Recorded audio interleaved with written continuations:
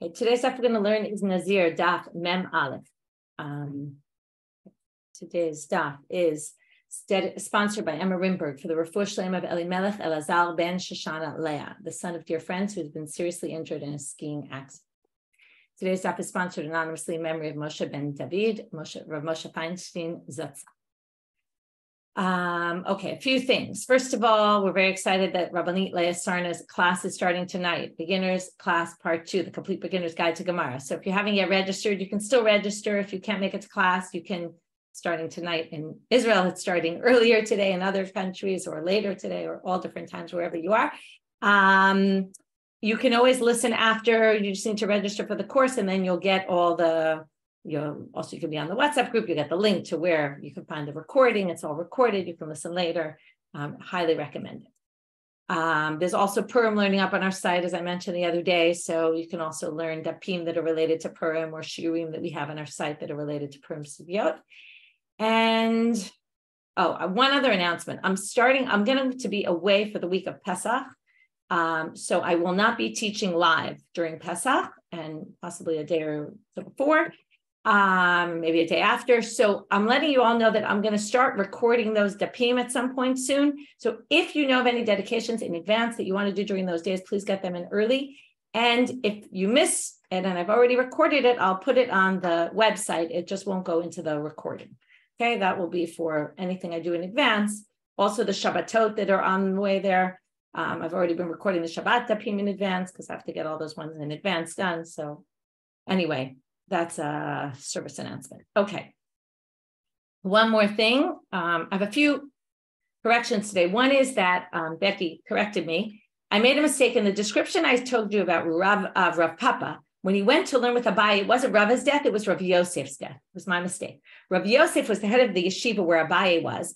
And when Rav Yosef died, and this is why I missed it, because I don't know why the reason is. I have to research it further, but Rav Papa was learning with Rava, and when Rav Yosef died and Abaye took over, I guess Abaye had a very good reputation. So when he became the Rosh Yeshiva, Rav Papa moved over to there, even though Rava was still alive.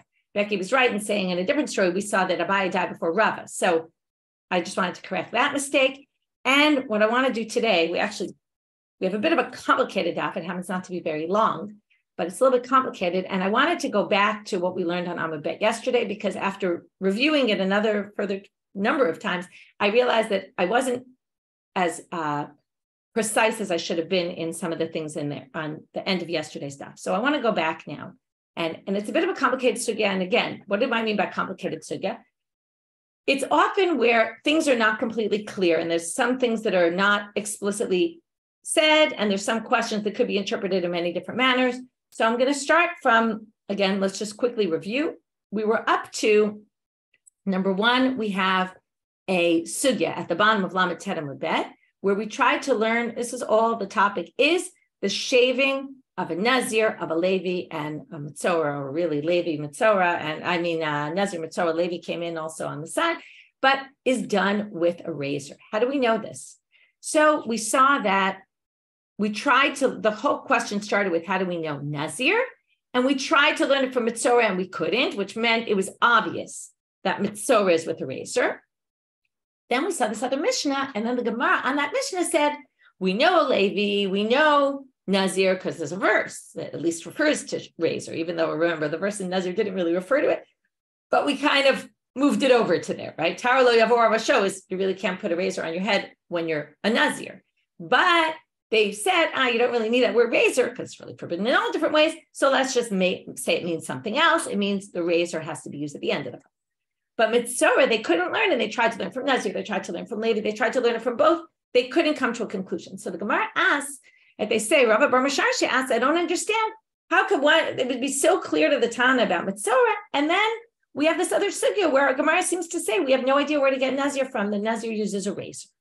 To which the Gemara answered this interesting answer, which I'll kind of say that in the end, I'm a little bit confused by, because the Rabbi Eliezer doesn't fit 100%, but we'll try to explain it.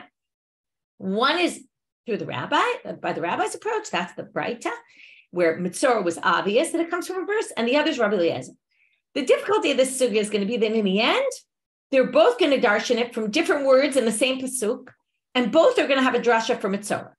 So in the end, we're going to have a drasha for Mitzvah for Rabbi Eliezer, and we have a drasha for the rabbis. So why are we saying, but in the end, what we're kind of going to say is that we're going to assume the rabbi's drasha was more obvious, and Rabbi Eliezer's drasha just took a little longer until we figured it out. Okay, that's the way we're going to have to understand. So again, we're going to now start with what we did yesterday, and I'm going to review that whole section because I want to teach it a little more precisely and more accurately than yesterday, which is the rabbi's approaches. If you remember, what's this machloket Rabbi Eliezer and the rabbis? The machloket is when it says don't shave the corners of your beard for a kohen, what does that mean? It means, according to the rabbis, only with a razor it's forbidden. And Rabbi Eliezer says any kind of implement. This is the whole question about shaving, right? Can you shave? Because shaving is not, right? Can you use a razor? Not right. Obviously, you can't use a razor. Question is, can you shave in other ways when it comes to your beard? Different from your peot. We're going to get to the peot later. So right now we have this machloket, right? Which is why we don't use razors because we hold like the rabbis, but you can't shave because we hold like Rabbi Eliezer. We don't hold like Rabbi Eliezer. What does this have to do with our topic? So my tamayu de Rabbanan, this question, my tamayu de Rabbanan, here's one place where I wasn't precise. It actually really means two things. First, they're going to say, what's the reason for the rabbis that Mitzorah uses a razor? And then through that, we're going to get to the question, what's the basis of that you can't shave your beard is only with a razor? And they're all connected, because if you say it's only with a razor, that's how you're going to learn Mitzorah. So in the first section, I would have done this in the opposite order. I would have first shown how we know that you can't shave with a razor only, shave your beard with a razor. And then I would have taught how we get Mitzorah razor. But they're kind of assuming in the beginning that we know, this is their opinion, that the beard can't be with a razor. And then they start explaining, so how do we get to the fact that Mitzorah must use a razor? Because Ditanyas, Kano, okay, I'm back in almost like a little before the midpoint of Daf Mem Amud Bet, 40b. Kano matamulum. Lefisha Ne'amar, so why does it say, remember this pasuk, you have to shave off all your hair, and then it says, and your head, and your beard, etc. So why does it say it? It's unnecessary. All your head means everything. All your hair, sorry. All your hair includes anything, all the hair on your body, really. So why go into specifics? So why is it there? Because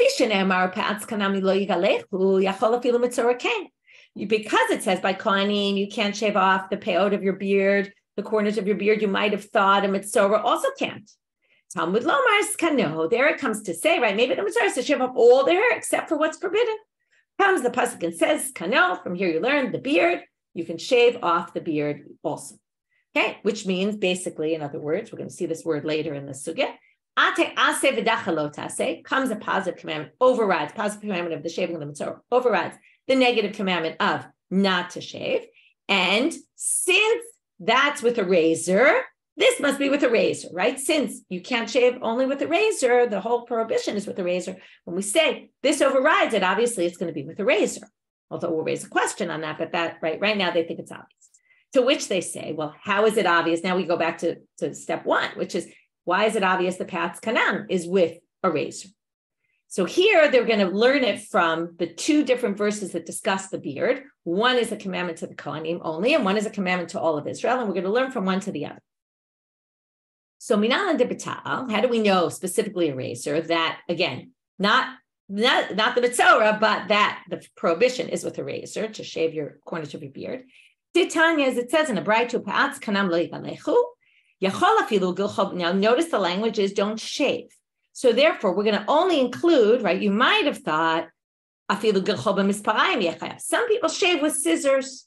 So since shaving includes scissors in it, maybe also you can't use scissors.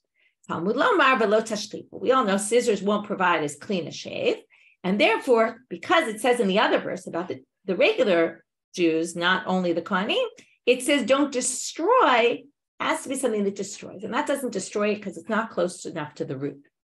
So then they say, okay, well, if you're using the word destroy might mean maybe tweezers, or the current translation is a plane, some sort of implement that's not used for shaving, but does destroy it from the root. So you might have thought, you'd be liable. Basically, we have giluach, it has to be something used for shaving, and it also has to be something that destroys. What do we get to? What is that? The only way to do both is a razor. Okay, so again, that was really step one, which is how do we know the rabbis hold it's only forbidden with a razor? Once we have it's only forbidden with a razor, when we come and say the mitzvah is allowed to do that from the word zakan, his beard comes to teach you that it must be the mitzvah has to do it with the beard. To which the Gemara says, maybe not. Maybe if you use, okay, let's just do ABC, right? You can do it with a melake, with the tweezers. You could do it with rehitni, a plane. You could do it with a razor. And all those are methods the mitzvah can get rid of his hair. What was the pasuk teaching you? Kano? If you did it, if you chose option 3, you wouldn't be going against this prohibition that we have. But they say, if you thought that was okay, and this is the part that's kind of complicated, and there's many different interpretations of, I'm going to try to simplify it first, and then I'll get into one of the interpretations. I'll go with just one. If the pasuk didn't say, if really we had option A, B, and C, okay, we had tweezers, plane, or razor. And what it was trying to tell you is razor is okay. If you do it with a razor, you're not going against the prohibition, even though you could do it in other ways as well. Well, the pasuk didn't need to say zakan. And you would have learned it basically in simpler words, I'm going to say. You could have learned from the Nazir. How is a good question. That's the part that's up for debate. You could have learned from Nazir that it would have been okay to do with a razor. Okay? How would you have learned that? Good question. So Ana Amina, I would have said, if the pasuk didn't say zakan at all, we just could have learned it from a logical inference from Nazir. Even though, now Nazir, we already know, right? You need a razor. Now, meaning you have to use, right? We learned that he shaves in the end with a razor. Now, if he shaves with a razor, then what do you see here? Even though a Nazir is not allowed to use a razor, right? Or you could say like this, even though a Nazir, let's go with this interpretation. Even though a Nazir is Isur Kavod. Now, again, we talked about Isur Kavod versus the mitzvah is a mitzvah. Mitzvah is a mitzvah because the mitzvah didn't do anything wrong. Again, putting aside the drashot that you get mitzvah because you did lashon hara or something. We're not dealing with that. We're dealing with the simple text, which just seems like it's something that happens to you. A Nazir, you got into because you got yourself into it. Okay, which maybe wasn't the right thing to do, as we learned from Rabbi Eliezer Kapar. Or a Nazir who becomes impure did something wrong and also has to shave. Now he shaves, even though what? It's not allowed for a Nazir to shave his hair. It's not allowed for anybody to shave their hair, right? You can't shave your hair with a razor. You can't take off the peyote of your beard with a razor, right? And yet, well, the Nazir does his hair of his head. For him, it's more the issue of lo takifu pe'atz kana. And yet we allow it with a razor. So if that's the case, mechayev, according to this interpretation, means you have to shave your hair with a razor. So hacha de mitzvah lo koshken, all the more so when it's a mitzvah of the mitzvah, we're going to say it's okay. A lot of issues with this interpretation, which is why there's multiple interpretations, but we're going to leave this aside because we got the basic idea. It could have been learned from a logical inference from mitzvah, from Nazir. Therefore what? Therefore, you didn't need kano. If it's melake, rehidni, all those are options, and all it's coming to teach you is ta'ar is another possibility, and you won't be liable if you do it. You can't say that kano is coming to teach you that because you could have learned that elsewhere. So therefore, meaning kano is there to teach you specifically, it's with a razor. Second option to answer this question, which is maybe it's A, B, and C, okay, options, and it's just saying that can't be. And this is a much more convincing answer. We're now finally getting to our daf, Mem Aleph. Sorry, that took a long time to go back over yesterday's, but get it straight. The two, and furthermore, if you think a mitzvah can shave with tweezers, with a blade, or with a razor, and it's just coming to teach you that, right? And how do we know this? Mitzloktiv tar, because the pasuk doesn't say ever anywhere by a mitzvah or razor. Maybe it really is all. And again, it's just trying to tell you, if you did it with a razor, it's okay. If you chose option C, you didn't go against this negative prohibition of getting rid of your beard. Well, you can't say that. Why? Kirish Lakish. Okay, and this I would assume you all would have thought of intuitively. If not, at least you'll understand it intuitively, which is when you have a mitzvah to do something, and by doing that mitzvah, you're going against a negative commandment, right? You're violating a prohibition of the Torah. Well, if there's a way to do it without transgressing the prohibition, of course you should go with that option. So if Milakid and Rehitni are options, and it's not forbidden to remove your beard with any of these other implements, then the Mitzorah should do it that way and not do it in a way that's forbidden, meaning this whole principle of Aseh dacha lo taseh is only when you have no choice. Im lad, if you have no choice, yavo aseh v'yidcha lo taseh. Then that positive commandment overrides the negative commandment. But not if you have a choice. If options A and B are options, then they're options. So basically, that rejects this whole way of thinking, this whole attempt to reject. Where are we holding? Very simply.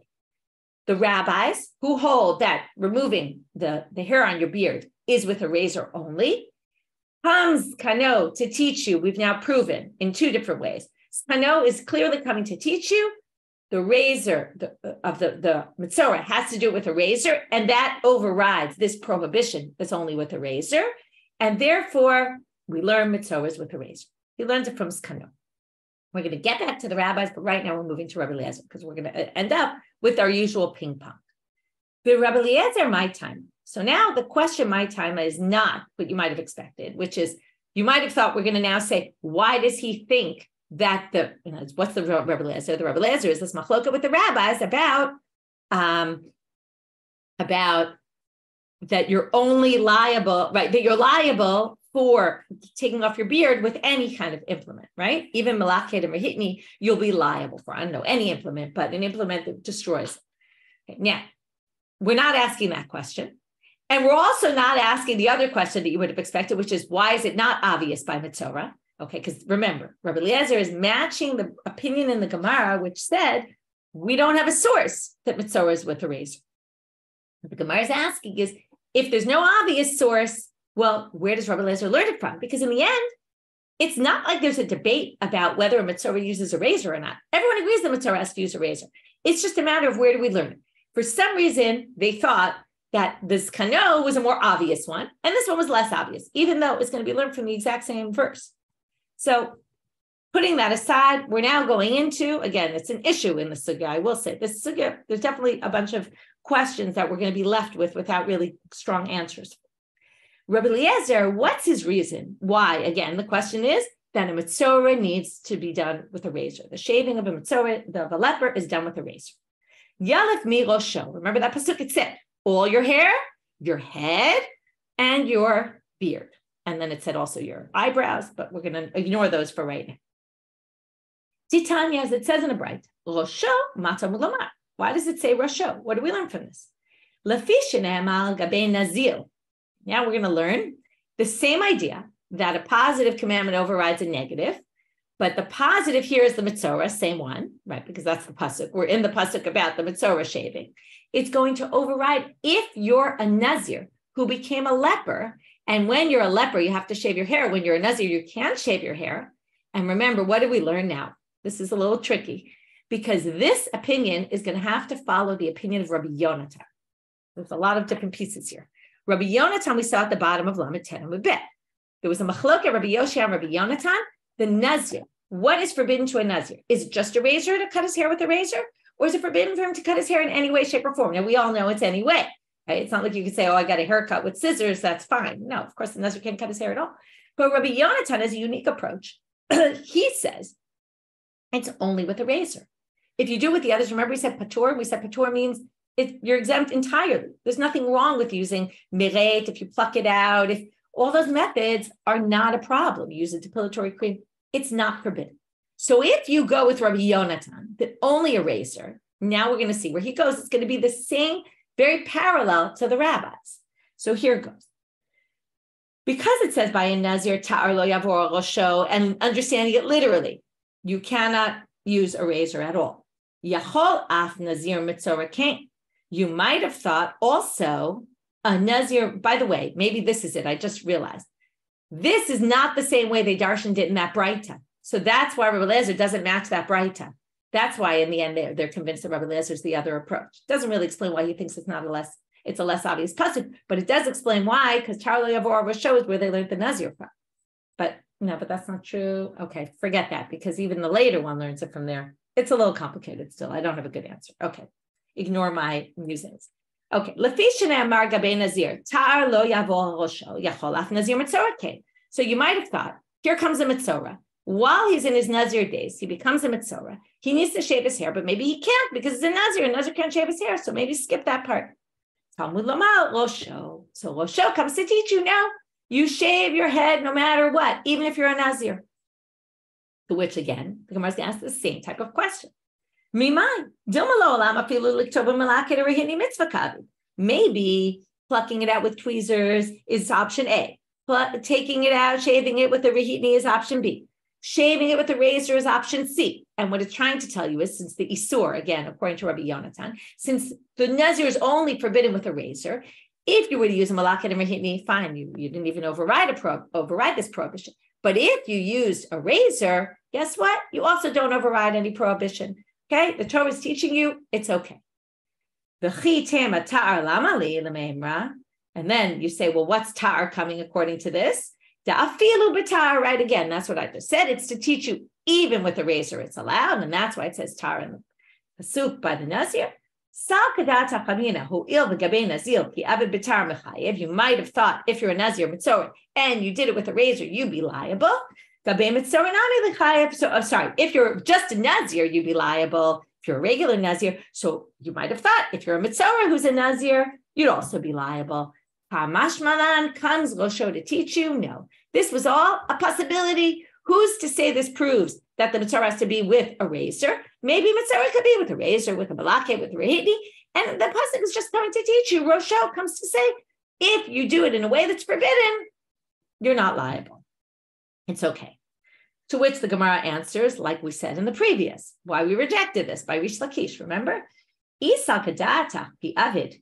If you want to try to claim that these are all options, you could do it with a malaket and rehitni, and you fulfill the mitzvah of the lepers fulfilling his mitzvah, because it never says razor in that pasuk, which is why you might think that.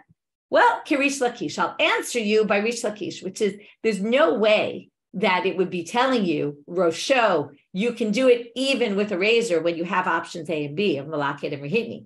Obviously, we'd rather use tweezers or a plane to do it if that's permitted. We only allow this negative commandment to override a positive commandment to override a negative commandment when you have absolutely no choice. And here you have options A and B. So it can't possibly be you have options A and B, which means this is a very parallel drasha to the rabbis.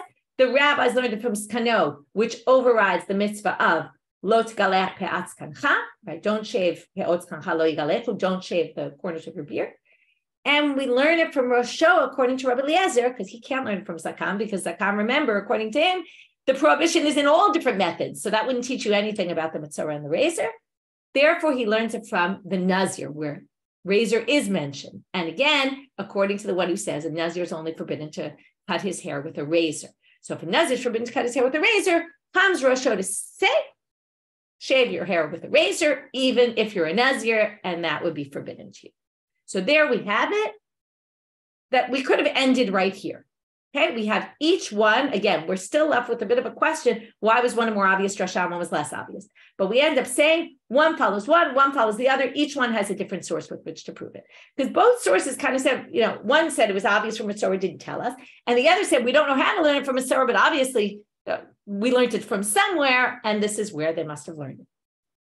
Now we have to do our ping pong, which is okay. We have Rosho for one, we have Skano for one. What does each one do with the other?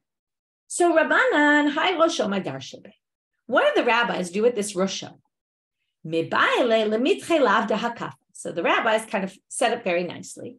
Skano comes to override the prohibition to get rid of the corners of your beard.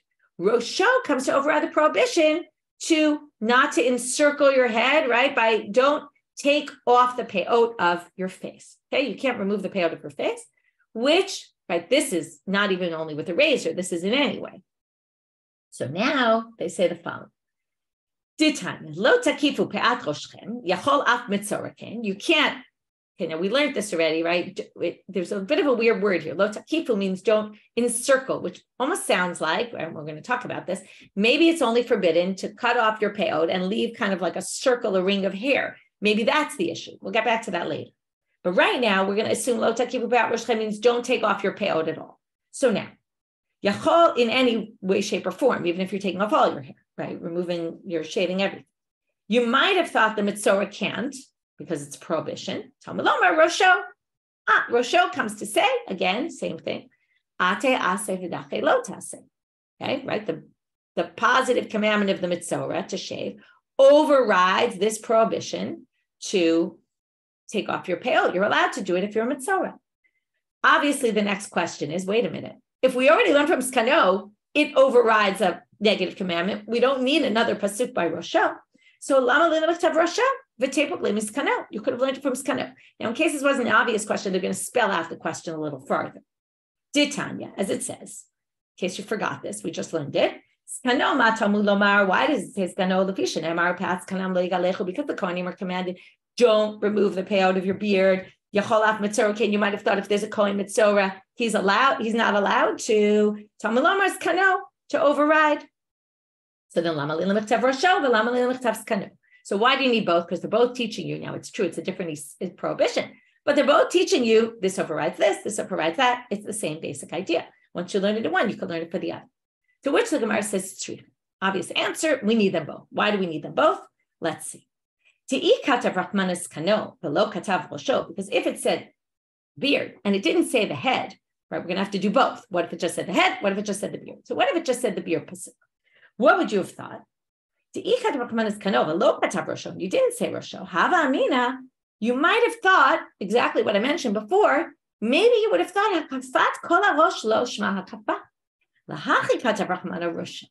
they wrote Rosho so that you know that Rosho is coming to tell you it overrides this commandment of lo takifu, because you might have thought maybe it's not even prohibited Rosho.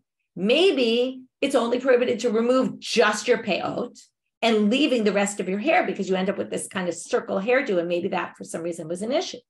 But it's to teach you no.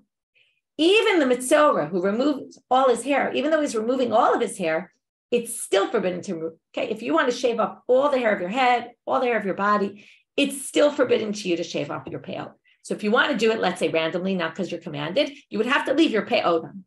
Okay, that would be asur. And they want to teach you that, just that point, that shaving off all your hair is a problem if you include the peot. Okay, and don't think it's just shaving off the peot and leaving the rest of your hair. Therefore, the pasuk said Rosho. Moving now to Amud Bet, you see Amud Bet is very short. V'i katav Rosho, below katav skano. Okay, so now again, we're learning from skano, right? The ase overrides the negative. From Rosho, we're also learning that, right? And we're learning something additional about hakafat kol harosh, right? Is taking off your peot and all your hair is still forbidden. And then we're learning the mitzvah is allowed to do this anyway. So we're still a little bit stuck because you're still learning double. So now they say the following. If you said just Rosho, in other words, you couldn't have done just the skano, because that would have taught you aseh dachalot aseh, but it wouldn't have taught you anything about what if you take off all your hair. Maybe it's not forbidden to take off the peot. So that we learned from there. But what if you just had Rosho? From Rosho, you learn both, right? So hava amina mashmatarte. If it just said Rosho and it didn't have skano, I would have said you learn both things that we need, which is number one, ate aseh v'dechalot aseh, a positive commandment like the mitzvah needing to shave overrides the negative commandment of getting rid of your peot, destroying them. You're allowed to. And you would also learn mashma hakafat kol harosh ma'akafa. So you could have learned all that from Rosho. So what's Kano coming to teach us? Now, where do we start with the rabbis? Akate b'ta'ar minalim. We still wouldn't have those, since peot you can't do in any way. And by the way, Tosfot says from here, this is where, right, there's this distinction between the peot and the beard. The beard can be done in other methods besides a razor. The peot can't be done in any way. So now, how do we know? Now, again, here, there's a bit of a debate what this is teaching, but it seems to be saying, how do we know that the mitzorah is done with a razor? Well, that we can only learn from skano, because the peot is forbidden even without a razor, right? Any method. So if you want to learn the whole thing, which is why we started, that a razor, that a Mitzorah specifically has to shave with a razor, that's learned from Skano. So basically, Rosho comes to teach you hakafat, your whole head. If you get rid of all your hair, it's still forbidden. And yet the Mitzorah can do it. And from there, we learn this principle.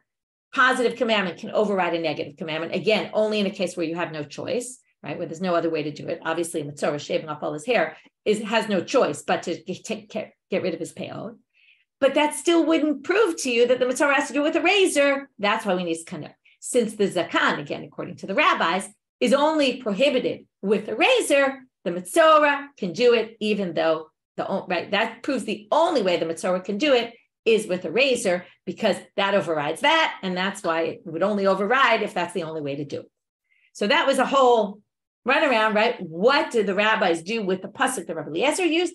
They use it to learn this principle, and to teach us hakafa kol harosh is hakafa. Skano comes to teach you that the Mitzorah has to do it with a razor. Now we're left with one last question, or one question for now, which is, Rabbi Eliezer, now, if he doesn't have Rosho to teach us, where is he going to learn it from? Now, this is a difficult question. Why is it a difficult question? Because what did Rabbi Eliezer teach us? He also used Rosho to teach us What did he tell us? You have Rosho, and again, what did he want to learn from Rosho? Rosho taught you that a Mitzorah has to do with a razor. How do we know? Because it's overriding the prohibition of the Nazir, which is only with a razor, again, only according to Rabbi Yonatan. But according to Rabbi Yonatan, that holds it's only with a razor, comes the Mitzorah, who is also a Nazir, right? He gets leprosy while he's a Nazir. He must shave his head, even though it's forbidden. From there, you would learn ate aseh v'dechalot aseh, right? So it's true, he used it to teach you that a Mitzorah has to be with a razor, the shaving of a Mitzorah, but theoretically, you should be able to learn also ate aseh v'dechalot aseh, just like we learned two things from the Rosho on the rabbi side. So questions are asked about this. The best answer I saw was the Mefarish here, the one who appears by Rashi.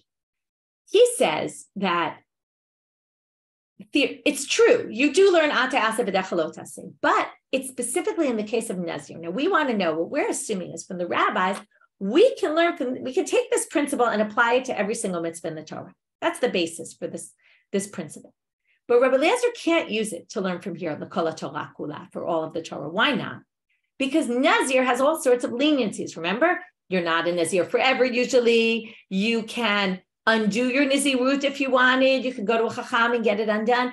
And maybe that's why the prohibition of cutting your hair is overridden. But you might not be able to learn here to other cases. That's a possible approach. Again, the question is a better question, which is, it does seem to be saying that. But you could possibly answer like the way the Mefarish does. Again, other answers are given. We'll stick with this.